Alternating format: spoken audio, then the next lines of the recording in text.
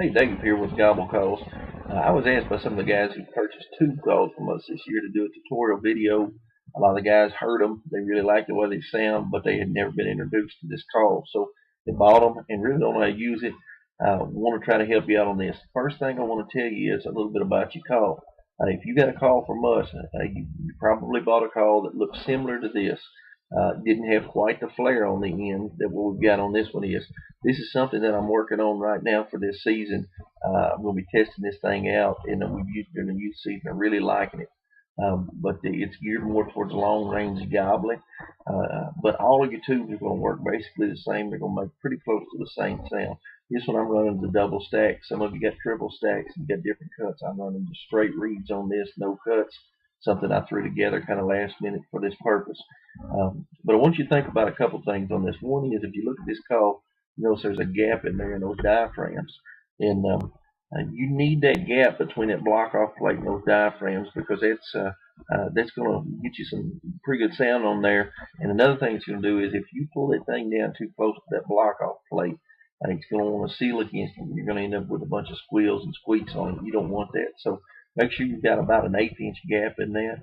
And that'll be a good setup to work your call. And then I want you to think about this call as a diaphragm call on an external frame because that's basically what it is. You're holding that call when you've got it sealed up against your mouth. Your lips right against a block off plate, and you roll that call up to where your lip has put pressure against that latex. And so you're blowing down into the latex, across the latex, in the same way you do a diaphragm. The only difference is instead of using that tongue on the inside of your mouth, you're using your lip to apply that pressure. And so that'll help you to get an understanding better about how this works. So what we're going to do is we're going to break this thing down, and I'm going to work with you sound by sound through this tutorial video. And hopefully, if your turkey season, your spring season is coming up like ours is in just 3 or 4 days, it's going to give you enough time to fool with this to master some of these calls, or at least get good enough on them you can use them this year during the turkey hunting season. One of the most important calls that a turkey makes during the spring turkey season is the yelp. The yelp's kind of the foundation on which all the calls are made, so we're going to go over that yelp with you. You can use the yelp, vary the speed, vary the volume, vary the pitches on that by getting into your latex a little bit deeper or putting less pressure on it to do anything from a tree yelp to an excited yelp to an assembly yelp. So basically I'm going to show you a yelp and then you can build off of it again by volume, by the speed of the cadence, and you can do any type of yelp. So to do the yelp, it's pretty simple. All you're going to do is you're going to seal that call off like we talked about earlier, and you're going to make the sound shoo, shoo, shoo. Now you're not actually trying to say shoo. You just want the air forcing out of your mouth in that same way. And as you say that, shoo, your jaw's going to drop. Again, yelp is a 2-note call. You've got a high end, you've got a roll over to a low end. If you don't get both, believe me, that gobbler knows the difference, and he's going to peg you pretty quick when you go to caller. So let's see what we can do about this. We'll show you how to make this yelp.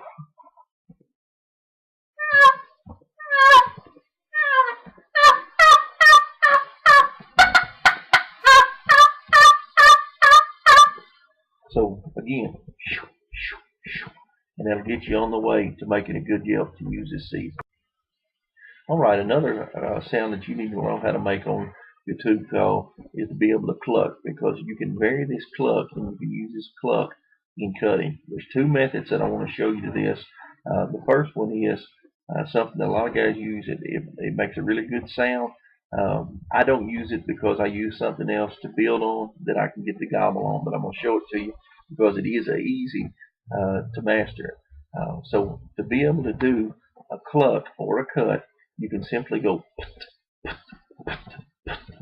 and that'll make a good sharp sound that you can get out of this, and it'll get you on the way to a good cut or a good cluck.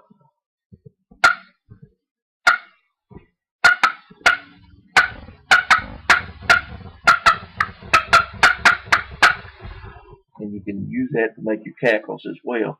The method that I prefer, because again we're trying to build on this to make some other sounds, is I use the word took, took, took, and that'll produce a little bit different sound, maybe a little bit deeper, not quite as sharp, but you can build on it to make the gobble call a little later on. So let me show you that.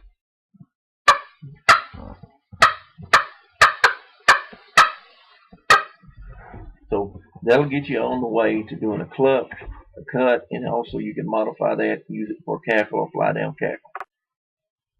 Alright, the next sound that we want to give you on this is a sound that most of you are probably already doing, but there's a good chance you're doing it on a slate call, and that's a purr.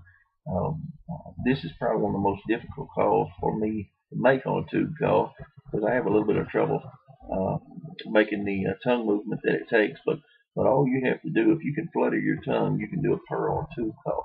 So I'm going to attempt to do that for you.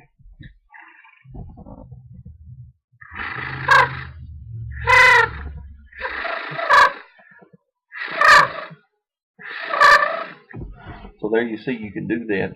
Obviously, you're going to pick up a little wind noise and flutter noise, but when you get out in the woods, out there, you can't pick that up at all in the woods. So you can do a purr on that. It's something that some folks are going to have a little trouble with if you can't flutter your tongue, but it's certainly doable on tube call.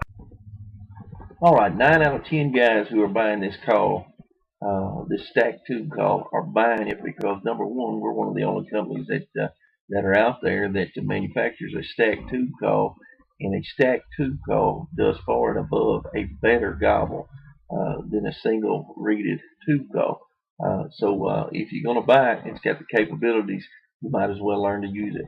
You remember when I was telling you a little bit earlier about how that you could learn to cut and also cluck by using two methods, and I told you that I use the took method on that. We're going to modify that just a little bit, and I'm going to show you how to gobble with it. To gobble on this call, all you need to be able to do is go tucka, tucka, tucka, tucka. Now, to understand what you're doing, you need to understand a gobble.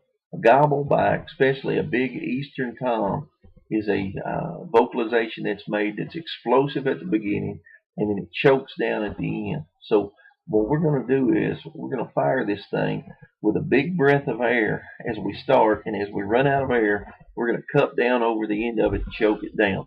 And so you're going to do it by saying tucka, tucka, tucka, tucka.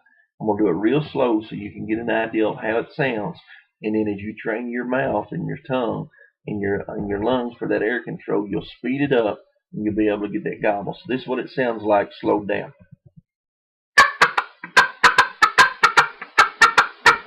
So that's the basis of it, and now we're gonna put it all together, and we're gonna make a gobble out of this.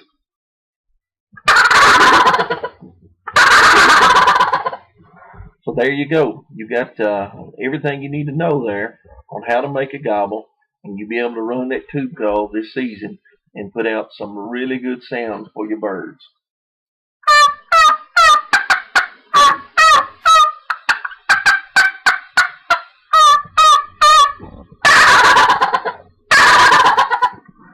Happy hunting. I hope you bag a big one.